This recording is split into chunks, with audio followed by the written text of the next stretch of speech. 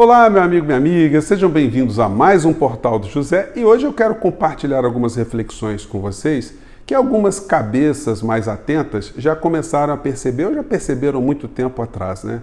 É o presidente da República o único responsável pelas tragédias que nós estamos vivendo no nosso país? Se substituirmos essa figura, os nossos problemas se resolverão ou estruturas que sustentam esse governo e que tiram proveito da figura que funciona como uma espécie de fantoche vão permanecer no poder e estruturas continuarão a atuar contra a maioria do povo brasileiro? Bom, eu tenho certeza que você já identificou algumas respostas enquanto eu estava fazendo a pergunta. E você que está chegando agora, se inscreva, venha fazer parte aqui do nosso portal, assista os nossos outros vídeos, compartilhe com seus amigos, dê joinha e não esqueça de mandar os seus comentários, porque aqui são sempre lidos e são sempre considerados. Gente, vamos seguir em frente. Os historiadores do futuro, quando eles observarem o que aconteceu nesse período aqui no nosso país, eles vão ficar estupefatos com o fato da nação ter assistido de uma forma muito calma o genocídio que foi perpetrado aqui no país. Por que o povo brasileiro não reagiu? Por que algumas estruturas sociais não reagiram? O que estava funcionando como pano de fundo? Quem estava se dando bem no meio dessa história? Bem, eu já conversei com vocês aqui algumas vezes sobre a importância dos grandes meios de comunicação. A informação gera a ação e a desinformação gera a conformação. Uma frase que eu aprendi num curso de filosofia do professor Roland Corbusier, frase essa atribuída para Hegel, né? O grande pensador, inspirador da filosofia moderna, filosofia e economia moderna, né? E quando a gente se debruça sobre esse episódio, a gente começa a entender o que está acontecendo no Brasil. Se as estruturas de comunicação, elas não revelam para o povo isso que eu falo com vocês todos os dias, que alguns canais também falam, os erros, as incongruências, as corrupções morais, as corrupções éticas, a compra de votos, enfim, se isso não é esmiuçado o tempo todo, as mentiras do presidente, as falsidades, os crimes cometidos pelo clã, enfim, se isso tudo não é revelado o tempo todo, se nós temos muito mais espaço nas programações, há programas popularescos, há programas de inutilidades, há reality shows, como é que o povo que não tem acesso à educação formal, a grande maioria do povo, não só no Brasil, mas outros países também em desenvolvimento, como é que o povo desenvolve uma consciência crítica? Então a gente assiste esse genocídio aqui no nosso país. Hoje, na coluna do Jamil Chad, que é um correspondente internacional que escreve para vários lugares, ele nos dá conta aqui que o governo Bolsonaro será alvo de um tsunami de denúncias internacionais lá na ONU. Gente, as denúncias todas fundamentadas em fatos que vão chegando aos organismos internacionais e o governo brasileiro, aqui internamente nós sabemos como é que ele tem funcionado contra o povo brasileiro. E em relação a direitos humanos e assassinato de lideranças políticas, lideranças comunitárias, lideranças que lutam por direitos humanos, o Brasil só não teve mais mortes do que na Colômbia, porque na Colômbia também há um genocídio contra lideranças políticas, lideranças camponesas, lideranças de movimentos sociais. Então o Brasil vai ser muito questionado por conta disso. E será questionado, inclusive, por conta de alguns comportamentos no sentido macroeconômico, no sentido político, que afetam a saúde pública. Gente, não precisa ser nenhum sábio, nenhum engenheiro, nenhum médico, nenhuma pessoa com grandes formações para intuir sobre o seguinte dilema. Se você tem a sua família doente na sua casa, quem é que você vai chamar para acudir a sua família? Um médico, um enfermeiro, um farmacêutico ou essa figura que está aqui? E se o Brasil está vivendo uma pandemia, milhares de pessoas já morreram, o mundo está perdendo pessoas umas atrás das outras, quem é que você vai chamar para cuidar do problema do nosso país? Isso aqui? Essa figura aqui tem qualificação para lidar com isso? Todos nós sabemos e sabíamos que isso não ia dar certo. Desde que o general assumiu o posto de ministro da Saúde, mais de 200 mil brasileiros já morreram. A nomeação de uma figura desqualificada para uma pasta já é um crime de responsabilidade, já é um ato de prevaricação. O presidente da República já deveria ter sofrido impeachment só por esse ato. Mesmo que o Pazuello não tivesse aceitado a missão, porque aceitou, porque também engordou seu contra-cheque, né?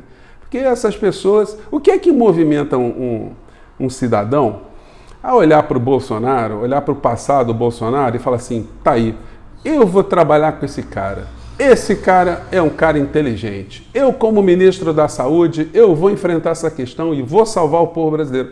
O que levam essas pessoas a ter esse tipo de comportamento? Meu amigo, eu tenho certeza que pessoas como você, que estão aqui no nosso portal, se você comete algum erro, você causa algum dano a alguém, você magoa uma pessoa, você cria um prejuízo a alguém, você fica preocupado, você fica com a sua consciência martelando.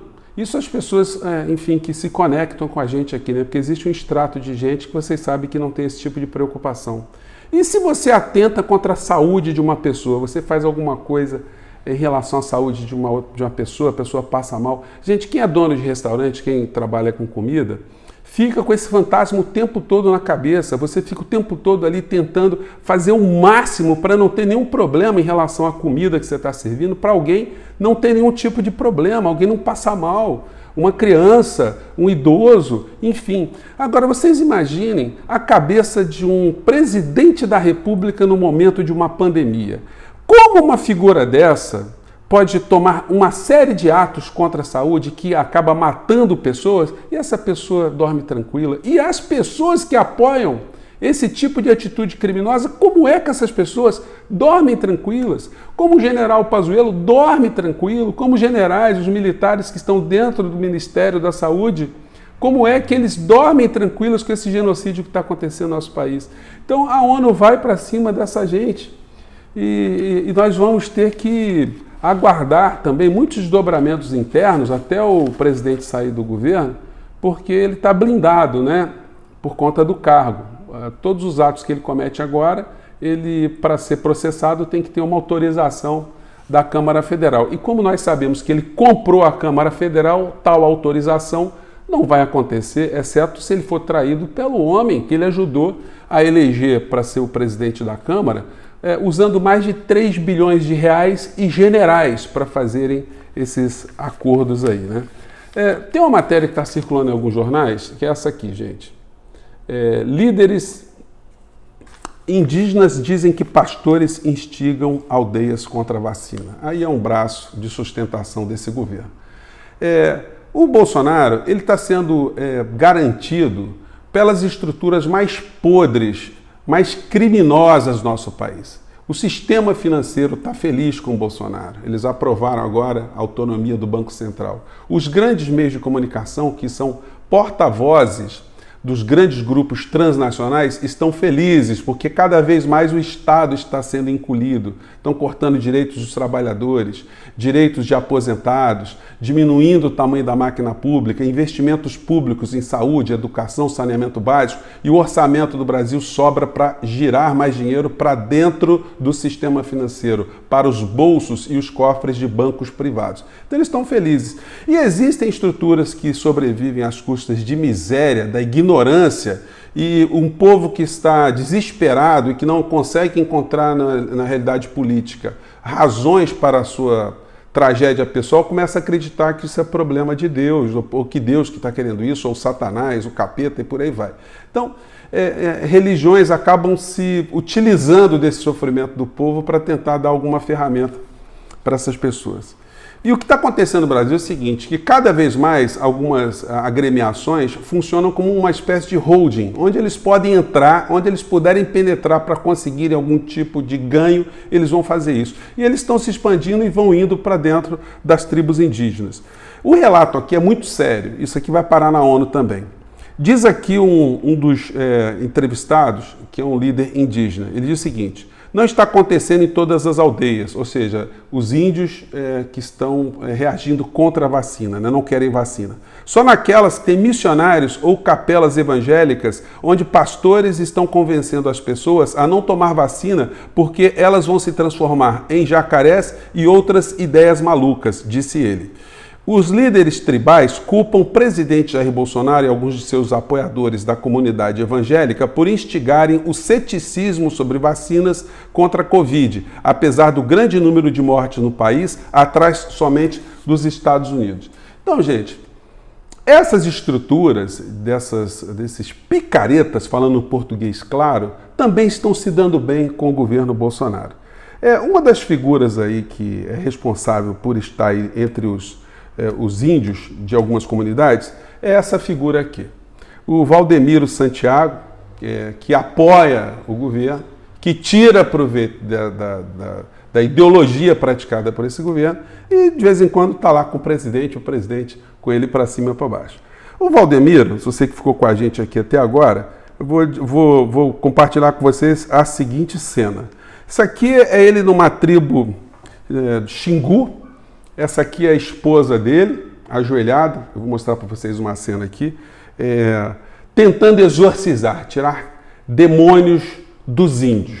Vários índios aí pintados. Enfim, ela meteu um cocá na cabeça também. Ela estava com óculos escuro grande, tirou. E o discurso é esse aqui. Parece aquelas dublagens, né, de série trash, de série de quinta categoria.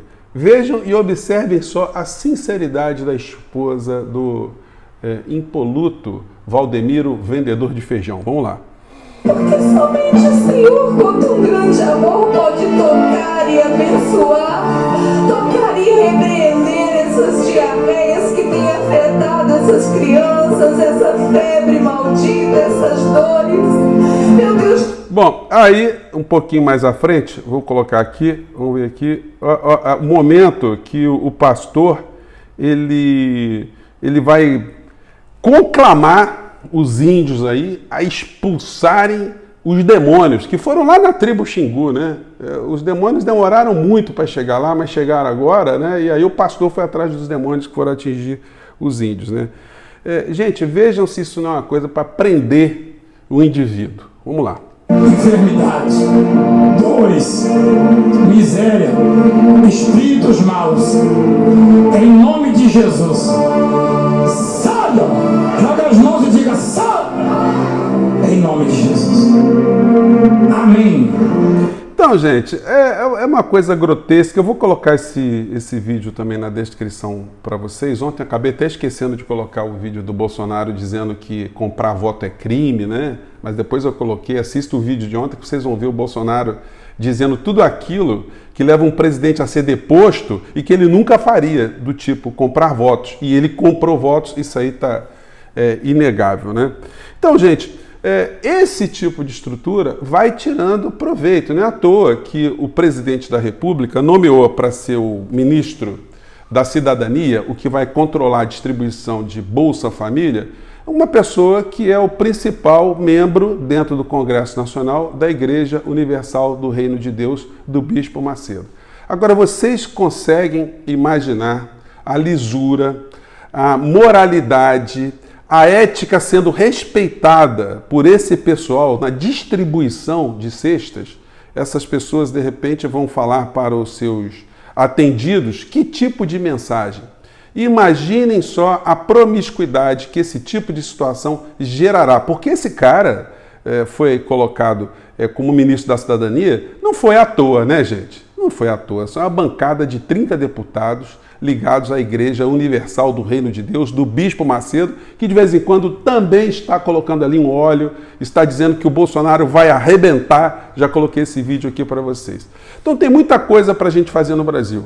A notícia boa, para finalizar o nosso papo aqui, é que o canal Terça Livre tentou burlar o YouTube mais uma vez e foi retirado do ar. Essa gente é muito perturbada, mas eles são muito ignorantes juridicamente também.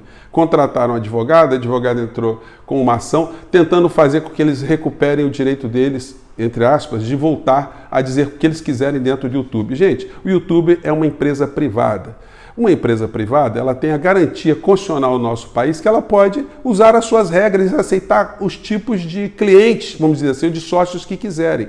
Se o sócio não se comportar bem, ele é colocado para fora como em qualquer clube, qualquer condomínio, qualquer organização social, e não é diferente. Se eles conseguissem o direito, entre aspas, de entrarem no YouTube para falarem o que quiser, então a gente está diante também da possibilidade do nosso portal aqui conseguir também espaço em alguma televisão para colocar as nossas ideias. Por que não? E até as televisões privadas, elas teriam muito mais dever de abrir espaço porque são concessões públicas. Então estou aguardando com muita atenção como a justiça brasileira vai se comportar nessa história. Pessoas que cometem crimes através da internet têm o direito de permanecerem em canais privados que querem excluir pessoas que têm esse comportamento? Bem, eu acho que a gente está avançando muito, mas é bom a gente nunca perder de vista que o presidente é um genocida, ele é o principal responsável, mas ele tem muitos cúmplices e muitos sócios no meio dessa história. Gente, eu fico por aqui, um grande abraço e até o nosso próximo encontro. Tchau.